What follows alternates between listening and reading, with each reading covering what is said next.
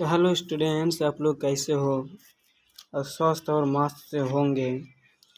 तो मैं अगला वीडियो में यहाँ तक इससे पहले मैं पढ़ के सुनाया था अगला पार्ट में, जिससे पहले एक पार्ट बनाया था उस पार्ट में यहाँ तक इससे पहले वीडियो में किए थे। तो आज मैं यहाँ से क्लियर कराऊँगा, जितना भी होगा मैं यहाँ से क्लियर कराऊँगा।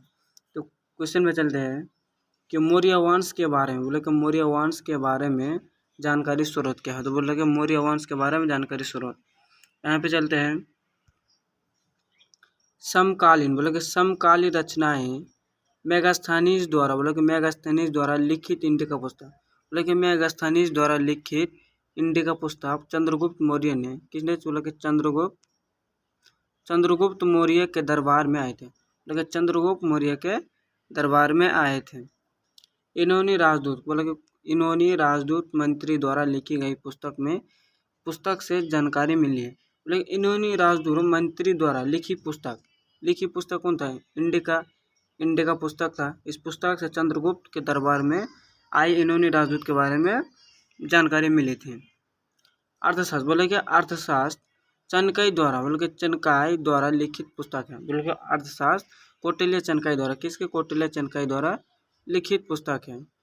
इसके कुछ भागों में, बोले कि इसके कुछ भागों की रचना कौटिल्य या चनकाई, बोले कि कौटिल्य या चनकाई ने की थी। बोले इसके कुछ भागों में कौटिल्य चनकाई ने की थी। पुस्तक से मौर्य वंश मौर्य शासकों के बारे में जानकारी मिलती है। हो सकता है कि अर्थशास्त्र पुस्तक किसके बारे में जानकारी देता है, तो आपको यहाँ पे लिख देना मौर्य शासक। क्या था? मौर्य शासक के बारे में जानकारी देता है। तो आगे चलते हैं। जैन बौद्ध, बोला कि जैन बौद्ध प्रामाणिक ग्रंथों से, जैन ग्रंथ या बौद्ध ग्रंथ के प्रामाणिक, बौद्ध ग्रंथ के प्रामाणिक ग्रंथों तथा और भी कई प्रकार के ग्रंथों से मौर्य साम्राज्य के बारे में जानकारी मिली। और भी कई ग्रंथों से मौर्य साम्राज्य के बारे में जानकारी मिलती है। बोला कि अशोक के संतापों से, बोले अशोक के संतापों से, अशोक द्वारा लिखित गए संतापों से भी मौर्य साम्राज्य के बारे में महत्वपूर्ण जानकारी मिलती है। अशोक के संतापों से जो लिखी गई संताप थे उससे भी मौर्य साम्राज्य के बारे में जानकारी मिल सकती है। अशोक पहला सम्राट था, देखना अशोक पहला सम्राट था। हो सकता है कि पहला सम्राट कौन था? अशोक हो जाएगा। जिसने अधिकारों और प्रजा के लिए संदेश प्राकृतिक पत्थरों और पॉलिश किए हुए संतापों पर लिखवाए थे, बल्कि प्राकृतिक पत्थर और पॉलिश किए हुए संतापों पर लिखवाए थे। आगे चलते हैं। बोला कि मौर्य साम्राज्य में प्रशासन, बोले कि मौर्य साम्राज्य में प्रशासन, बोले कि मौर्य साम्राज्य में कौन शासन क्या था? प्रशासन क्या था? मौर्य साम्राज्य के 5 प्रमुख राजनीतिक केंद्र थे। तो 5 प्रमुख राजनीतिक केंद्र थे। तो देखते हैं 5 प्रमुख राजनीतिक केंद्र। बोले कि राजधानी पाटलिपुत्र और 4 प्रांतीय केंद्र, बोले कि राजधानी पाटलिपुत्र था और भी 4 प्रांतीय केंद्र था। पहले यहाँ पे दूसरा पे है तक्षशिला। क्या है? दूसरा पे है तक्षशिला। तीसरा नंबर पे उज्जैनी है। क्या है? तीसरा नंबर पे उज्जैनी है। यहाँ पे देखते हैं चौथा नंबर पे है तोसली। क्या है? चौथा नंबर पे तोसली। 5वां नंबर पे है स्वर्णगिरी। 5वां नंबर पे स्वर्णगिरी है। आगे चलते हैं। इन सब का उल्लेख अशोक के अभिलेखों में किया गया था। बोले कि इन सब का उल्लेख अशोक के अभिलेखों में किया गया था। अब सवाल उठ सकता है कि अशोक के अभिलेखों में किसका वर्णन किया गया था? तो 5 केंद्र का वर्णन किया गया था। तक्षशिला, पाटलिपुत्र, ये सब 5 केंद्र का वर्णन किया था, वो सब लिख देना। पश्चिम में पाक से, बोले कि पश्चिम में पाक से आंध्र प्रदेश, उड़ीसा, उत्तराखंड तक हर स्थान पर एक जैसे संदेश उत्कीर्ण किए गए थे। बोले कि पाक मतलब पाकिस्तान से आंध्र प्रदेश, उड़ीसा और उत्तराखंड तक हर स्थान पर एक जैसे संदेश उत्कीर्ण किए गए थे। ऐसे माना जाता है इस सम्राट में हर जगह एक समान प्रशासनिक व्यवस्था नहीं रही होगी। बोले कि इस सम्राट में हर जगह पर एक समान प्रशासनिक नहीं रहे होंगे, हर जगह पे अलग अलग प्रशासनिक होगी। क्योंकि बोला कि क्योंकि अफगानिस्तान का पहाड़ी बोले कि अफगानिस्तान का पहाड़ी इलाका दूसरी तरफ उड़ीसा तटवर्ती क्षेत्र बोले कि दूसरी तरफ उड़ीसा तटवर्ती क्षेत्र। आगे तक्षशिला और उजली दोनों लंबी दूरी वाले महत्वपूर्ण व्यापार मार्ग थे। बोले कि तक्षशिला और उजली दोनों लंबी दूरी वाले महत्वपूर्ण व्यापार थे। स्वर्णगिरी बोले कि स्वर्णगिरी सोने का पहाड़ कर्नाटक में सोने की खानें थी, याद रखना। तो सोने की खानें किस में कहाँ थी? तो कर्नाटक हो जाए, ये आंसर हो जाए कर्नाटक। सोने की खानें कहाँ थी? कर्नाटक में। आगे चलते हैं। साम्राज्य के संचालन में भूमि और नदी दोनों मार्गों के आवागमन बना रहना आवश्यक था। बोला है कि साम्राज्य के संचालन में नदी और आवागमन बना रहना आवश्यक था। राजधानी से प्रांतों बोला कि राजधानी से प्रांतों तक जाने में कई सप्ताह या महीने समय लगता था। बोला कई राजधानी जाने में कई सप्ताह या महीने लगता था उस टाइम जाने में। अभी के ज़माने में तो उसका टाइम नहीं लगेगा, एक ही दिन में पहुंच जाएगा।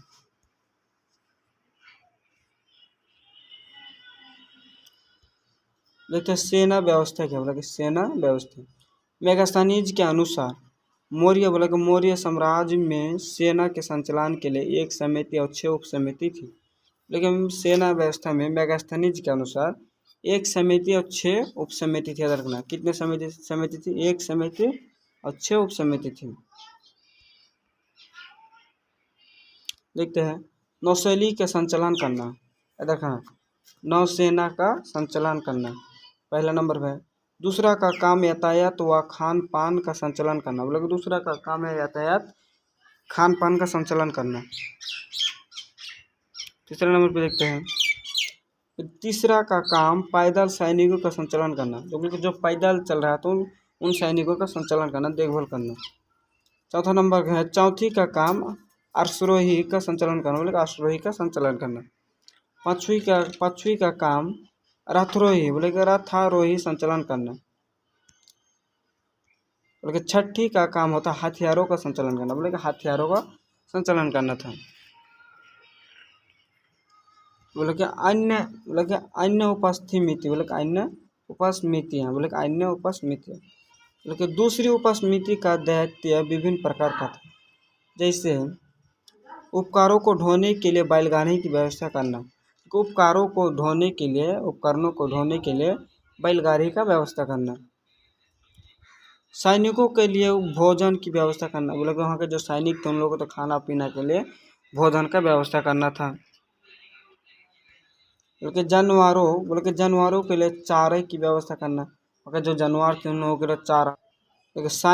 तथा सैनिकों की देखभाल करने के लिए सेवकों को शिल्प के नियुक्त करना। तो सैनिकों की देखभाल करने के लिए सेवकों का शिल्पकारों के नियुक्त करना। देखते हैं मेगास्थनीज बोला कि मेगास्थनीज इनोनी का राजदूत और एक महान इतिहासकार था, याद रखना। इनोनी का राजदूत कौन था? तो आंसर हो जाएगा आपका मेगास्थनीज। लेकिन इनोनी के राजदूत कौन था? तो मेगास्थनीज। मेगास्थनीज ने एक पुस्तक लिखी थी जिसका नाम था इंडिका, याद रखना। मेगास्थनीज जो कौन सा पुस्तक लिखी थी? तो लिखी थी इंडिका। कौन सा पुस्तक? इंडिका पुस्तक लिखी थी। मेगास्थनीज ने इंडिका पुस्तक लिखी थी। इस पुस्तक से हमें मौर्य साम्राज्य की जानकारी मिलती है। बोले कि इस पुस्तक से हमें मौर्य साम्राज्य की जानकारी मिलती है। तो बोले कि इंडिका पुस्तक से कौन सा साम्राज्य की जानकारी मिलती है? तो हो जाएगा मौर्य साम्राज्य की जानकारी मिलती है। मेगास्थनीज ने बताया कि मौर्य साम्राज्य में सेना के संचालन के लिए एक समिति और 6 उप समिति भी थी। लेकिन मौर्य साम्राज्य की सेना के लिए एक समिति और 6 उप समिति भी थी। सम्राट अशोक के बारे में जानकारी देखते हैं। अशोक क्या क्या किया है उसके बारे में जानकारी देखते हैं। अशोक भारतीय इतिहास के सर्वाधिक रोचक व्यक्तियों में से एक है। बोले कि अशोक इतिहास के सर्वाधिक रोचक व्यक्तियों में से एक है। अशोक की पहचान 1830 ईस्वी के दशक में हुई थी। अशोक का पहचान 1830 ईस्वी के दशक में हुई थी, जब ईस्ट इंडिया कंपनी के एक अधिकारी जेम्स प्रिंस ने ब्राह्मी और खरोष्टी लिपि की कौन सी लिपि? ब्राह्मी और खरोष्टी लिपि का अर्थ निकाला था। अशोक के अभिलेखों प्राकृतिक में है, बोले अशोक का अभिलेख किसमें है तो प्राकृतिक में याद रखना। जबकि पश्चिम उत्तर से मिले आराम बोले कि अरमाइक और यूनानी भाषा, बोले कि अरमाइक और यूनानी भाषा मिले हैं, याद रखना। ब्राह्मी बोले कि ब्राह्मी और खरोष्टी लिपि, ब्राह्मी और खरोष्टी लिपि का अर्थ किसने निकाला था, यहाँ पर हो जाएगा जेम्स प्रिस ने। किसने? जेम्स प्रिस ने निकाला था, याद रखना जेम्स प्रिस ने। ब्राह्मी और खरोष्टी लिपि का अधिकार किसने निकाला था, तो जेम्स प्रिस ने निकाला था। आगे चलते हैं। प्राकृति का अधिकांश अभिलेख ब्राह्मी लिपि में लिखी गई थी, बोले कि प्राकृति के अधिकांश अभिलेख ब्राह्मी लिपि में लिखी गई थी। जबकि पश्चिमी उत्तर के कुछ अभिलेख खरोष्टी लिपि में लिखी गई थी। कौन सी लिपि में? खरोष्टी लिपि। जबकि पश्चिमी उत्तर के कुछ अभिलेख खरोष्टी लिपि में लिखी गई थी। लेकिन अरमाइक और यूनानी लिपि का प्रयोग अफगानिस्तान में मिले हैं। अरमाइन और यूनानी लिपि का प्रयोग कहाँ मिले हैं, तो अफगानिस्तान में मिले हैं। अभिलेखों में किया गया था। इन लिपियों का उपयोग सबसे आरंभिक अभिलेखों और सिक्कों में किया गया था, मतलब इन लिपियों का उपयोग सबसे आरंभिक और सिक्कों में किया गया था। अभी प्रिम्स बोला कि प्रिम्स को पता चलता है कि अब अधिकांश अभिलेख और सिक्कों पर प्रियदर्शी बोले कि प्रियदर्शी यानी मनोहर, क्योंकि यानी मनोहर मुख्य कृत वाले राज्यों के नाम लिखा है। कुछ अभिलेखों पर राजा का नाम अशोक भी लिखा था, क्योंकि कुछ अभिलेखों पर राजा का नाम अशोक भी लिखा था। अशोक ने कलिंग युद्ध के बाद युद्ध का परित्याग किया, बोला कि युद्ध का परित्याग किया, मतलब युद्ध को नहीं करने का लिया था। तथा धाम विजय की नीति अभिलेखों, बोले कि धाम विजय की नीति अभिलेखों पर खुदवाया, ताकि उसके वंशज भी युद्ध न करें। ब्राह्मी और खरोष्टी लिपि का अर्थ, बोला कि ब्राह्मी और खरोष्टी लिपि का अर्थ बताइए। तो देखते हैं कि 1830 ईस्वी में ईस्ट इंडिया कंपनी के एक अधिकारी जेम्स प्रिस ने ब्राह्मी लिपि और खरोष्टी लिपि का अर्थ निकाला था। यहाँ पे याद रखना कि ब्राह्मी और खरोष्टी लिपि का अर्थ किसने निकाला था, तो यहाँ पे हो जाएगा जेम्स प्रिंस इंडिया का मतलब ईस्ट इंडिया कंपनी के एक अधिकार था। जेम्स प्रिंस ने ब्राह्मी और खरोष्टी लिपि का अर्थ निकाला था। ब्राह्मी और खरोष्टी लिपि का प्रयोग शुरू के अभिलेखों और सिक्कों पर किया जाता, मतलब कि ब्राह्मी और खरोष्टी लिपि का प्रयोग मतलब उपयोग इसका शुरू में अभिलेख और सिक्कों पर किया जाता था। जेम्स प्रिंस को यह बात पता चल गई कि ज्यादातर अभिलेखों और सिक्कों पर प्रियदर्शी राजा के नाम लिखा जाता था। मतलब कि जेम्स प्रिंस को यह पता चल गया था कि ज्यादातर अभिलेखों पर प्रियदर्शी उस राजा का नाम लिखा जाता था। जैसे कि हम लोग के सिक्के में इंडिया के नोट में महात्मा गांधी का फोटो छपाया जाता है ना, तो उसी तरह है कि प्रियदर्शी एक राजा था, उसका नाम लिखा हुआ था। देखते हैं प्रियदर्शी, बोले कि प्रियदर्शी का मतलब होता है मनोहर, बोले कि मनोहर मुखाकृति वाला राजा, बोले कि मनोहर मुखाकृति वाला राजा, अर्थात जिसका मुंह सुंदर हो ऐसा राजा, बोले अर्थात जिसका मुंह सुंदर हो। खरोष्टी लिपि को कैसे पढ़ा गया था, बोला कि खरोष्टी लिपि को कैसे पढ़ा गया था। पश्चिम उत्तर से पाए गए अभिलेखों में खरोष्टी लिपि का प्रयोग किया था, बोले कि खरोष्टी लिपि का प्रयोग पश्चिम उत्तर से पाए गए अभिलेखों में किया गया था। इस क्षेत्र में हिंदू यूनानी शासक शासन करते थे, बोले कि इस क्षेत्र में कौन सा क्षेत्र में, पश्चिम उत्तर क्षेत्र में हिंदू यूनानी शासन करते थे और उनके द्वारा बनाए गए सिक्कों से खरोष्टी लिपि के बारे में, बोले खरोष्टी लिपि के बारे में जानकारी मिली थी और उनके बनाए गए सिक्कों से खरोष्टी लिपि के बारे में जानकारी मिली थी। इनके द्वारा बनवाए गए सिक्कों में राजदूत, बोले कि राजाओं, बोले कि सिक्कों में राजाओं के नाम यूनानी और खरोष्टी में लिखी गई थी, बोले कि सिक्कों में राजाओं के नाम यूनानी भाषा में और कौन सा भाषा में, खरोष्टी लिपि में लिखी गई थी। इन्होंने भाषा पढ़ने वाले यूरोपीय विद्वानों में अक्षरों का मेल क्या था? ब्राह्मणी लिपि को कैसे पढ़ा गया? बोले वहाँ पे खरोष्टी लिपि को कैसे पढ़ा गया था? यहाँ पे ब्राह्मणी लिपि को कैसे पढ़ा गया था? बरहाई, बोले कि बरहाई काफ़ी प्राचीन लिपि है। बोला कि बरहाई काफ़ी प्राचीन लिपि है। आज हम लगभग भारत में जितनी भी भाषाएं पढ़ते हैं उनकी जड़ ब्राह्मणी लिपि है। कि भारत में आज जितनी भी भाषाएं पढ़ती हैं उनकी जड़ मतलब उनकी नींव कौन सी है? ब्राह्मणी लिपि है। 8वीं सदी में यूरोपीय विद्वानों ने भारत के पंडितों की मदद से बंगाली और देवनागरी लिपि में बहुत सारी पांडुलिपियाँ बोले कि बहुत सारी पांडुलिपियाँ पढ़ी और अक्षरों को प्राचीन अक्षरों से मेल करने का प्रयास किया। बोला कि उस समय जो अक्षरों था ब्राह्मणी लिपि को मिला रहा था। कई दशकों बाद जेम्स प्रिंस में अशोक के समय की ब्राह्मणी लिपि 1838 ईस्वी में अर्थ निकाला था। यदि पूछ सकता है यहाँ पे ब्राह्मणी लिपि का अर्थ कब निकाला था? 1838 ईस्वी में निकाला था। सिक्के किस प्रकार के होते थे? वो बोल रहे कि वहाँ के सिक्के किस प्रकार के होते थे? व्यापार करने के लिए सिक्कों का प्रयोग किया जाता था। बोला कि व्यापार करने के लिए ही सिक्कों का प्रयोग किया जाता था। चांदी और तांबे के आहत सिक्के 6वीं शती ईसा पूर्व में सबसे पहले प्रयोग किया गया था। बल्कि चांदी और तांबे के सिक्के होते, याद रखना कौन सा सिक्का होता था? चांदी और तांबे का सिक्का होता था। 6 ईस्वी ईसा पूर्व मतलब कि 6 ईस्वी शताब्दी में इसका प्रयोग किया गया था। जिस समय खुदाई की जा रही थी, बोले कि जिस समय खुदाई की जाए उस समय उसकी खुदाई की जा रही थी तब यह सिक्का प्राप्त होता। तब खुदाई करने के वक्त वह सिक्का प्राप्त होता। इन सिक्कों को बोले कि इन सिक्कों को राजा ने जारी किया था। बोले कि इन सिक्कों को किसने जारी किया? तो राजाओं ने जारी किया था। या ऐसा भी हो सकता है कि कुछ अमीर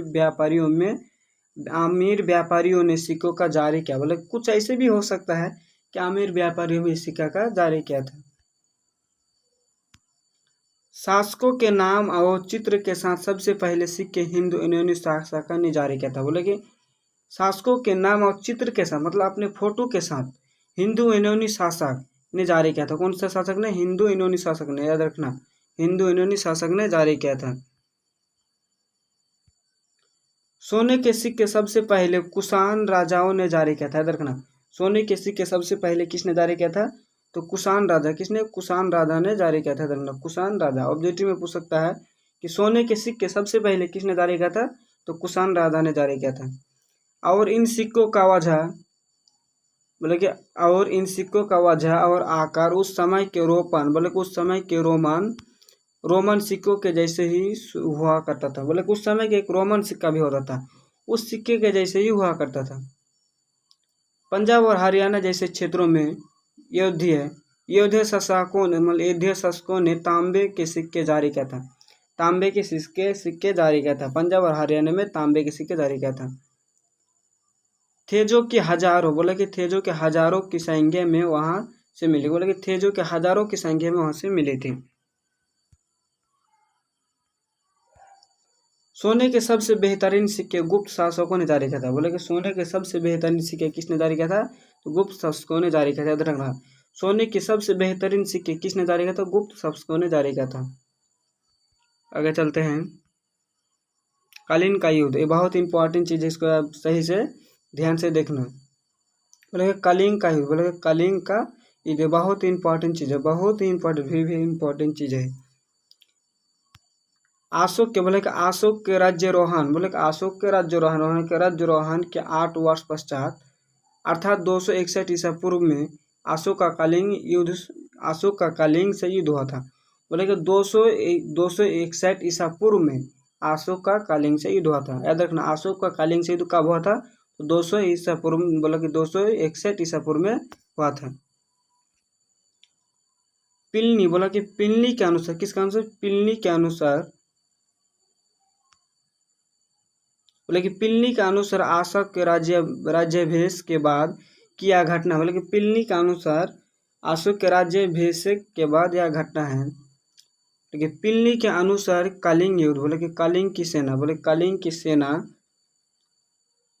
60,000 पैदल, बोला कि 60,000 पैदल और 1,000 घुड़सवार 700 हाथी थे। बोला कि 7,000 पैदल गए थे और 1,000 घुड़सवार और 700 हाथी थे। याद रखना है।